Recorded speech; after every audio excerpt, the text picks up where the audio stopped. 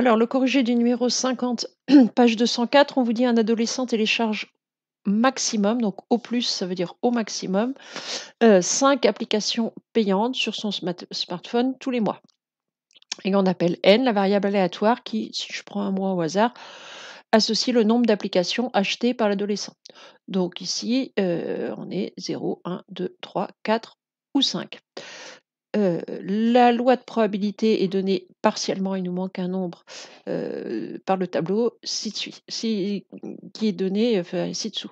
Donc on vous demande déjà, dans un premier temps, de calculer la probabilité manquante, c'est-à-dire ici la probabilité que l'adolescent ait téléchargé 2 applications payantes. Alors ici, il faut juste se souvenir d'une chose, c'est que le total des probabilités lorsqu'on a une loi de probabilité doit toujours être égal à 1. Donc si je fais 0,13 plus 0,2 plus P plus 0,07 plus 0,3 plus 0,1, il va falloir que ça fasse 1. Alors les nombres qu'on a déjà, 0,13 plus 0,2, ça fait 0,33. Plus 0,07, ça va faire 0,4. 0,4 plus 0,3, ça fait 0,7. Plus 0,1, on est à 0,8. Si je ne me suis pas trompée. Plus P, qui doit être égal à 1. Oui, c'est ça.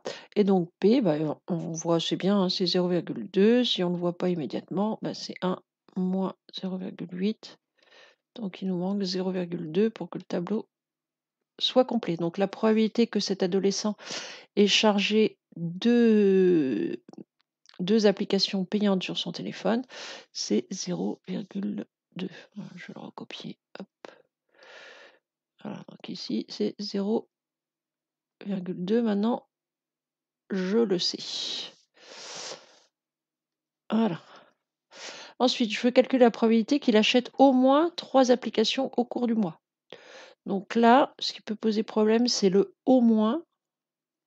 Donc au moins 3 applications, c'est 3, 4 ou 5. Donc je veux la probabilité que n soit supérieur ou égal à 3. Au moins 3, c'est 3 ou plus. Donc ici, ça va être 0,07. Donc je vais ajouter les nombres qui sont là. 0,07 plus 0,3 plus 0,1.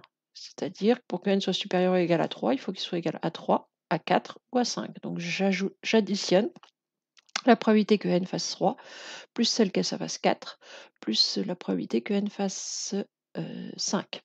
Donc ici, on doit être à 0,47.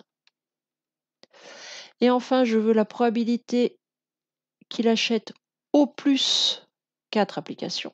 Donc au plus, ça veut dire maximum 4 applications. Ici, ce qui peut vous poser problème, hein, au moins 3, c'est minimum 3. Au plus 4, c'est 4 maximum. Donc 4 maximum, ici, ça va être soit 0, soit 1, soit 2, soit 3, soit 4. C'est-à-dire que j'arrête mon tableau ici. Ce que je veux ici, c'est la probabilité que n soit inférieur ou égal à 4. Alors, je peux faire comme j'ai fait tout à l'heure, 0,13 plus 0,2 plus 0,2 plus 0,07 plus 0,3.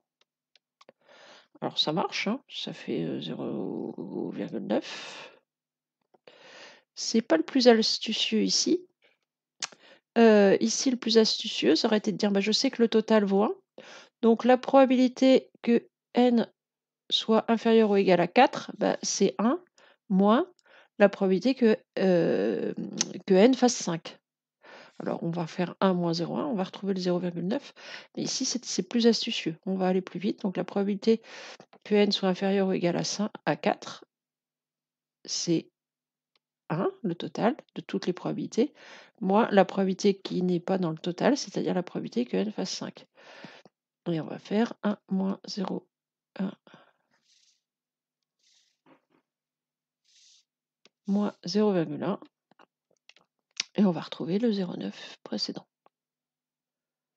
Voilà. Alors le tout, c'est que vous sachiez faire une des 2. Alors il faut savoir que, ça, c'est bien, mais si votre tableau, il a 12 colonnes, c'est bien des fois d'être un petit peu plus astucieux, c'est pour gagner du temps.